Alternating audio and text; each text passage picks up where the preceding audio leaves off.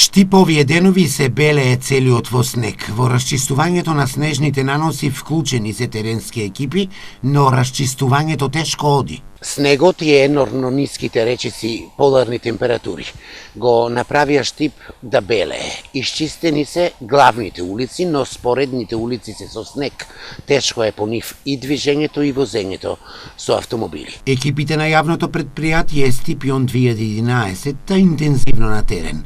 Механизацијата ангажирана нон-стоп, а се работи 24 часа. Значи, екипите на јавното предпријатие Стипион се нон-стоп на терен.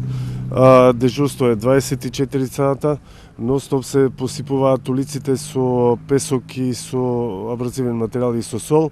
Иако Стипион работи, секако снегот стои. Потребно е и граѓаните да се вклучат во расчистувањето. Иако екипите на јавното предпријатие Стипион 2011 се на терен 24 часа, тешко постигнуваат да го исчистат снегот. Ке мораат и граѓаните да помогнат, иако велат градот ни е целиот во бело. Штипјани незадоволни затоа што снегот многу денови е низ улиците. Кога се движат, потребно е уметност. Не ми свига ништо наистина. Што да ти кажам? Гледа, не можеш коли да. Не, ништо, ја гледаш. На 3 нози одам и пата. Ништо не е чистено. Главниот пат не е чистен, чаршијата па не друг. Господине, како се движиш низ него? Фала, види ги улиците. И чистено е супер. И чистено не може. Да не те текне да излазиш на улица. Толку е чистен. Тргни од сењакот, значи ни такси можеш да најдеш, ни ти одат, ни ти не дојде. Ептење за нитек. Не можеш да дојдеш у градот светките да си ги платиш. А не би се ради тоа излегуваме сега за не. Видите до Кенџије лопатите ураци. Градот крив. Него луѓето се криви. Само не брзе вика и оди ко Чарли Чаплин. За тоа каде, како и кој треба да го расчистува снегот, објаснување е и од комуналната општинска инспекција.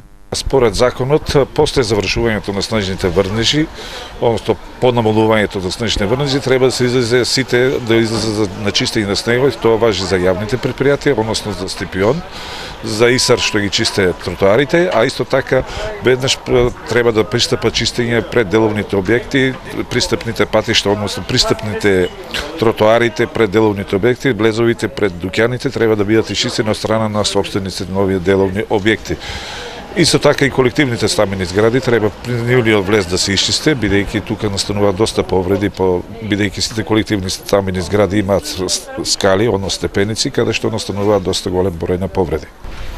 Доколку не го сторат тоа, излегувате на терен казни? Доколку не го сторат, особено казните се предвидени за деловните објекти, односно стењето на пристапниот пат до деловните објекти, казната е од 1000 евра за правниот субјект, додека за собственикот, односно управителот на фирмата е 30% од глобата, односно 300 евра во мандатна постапка.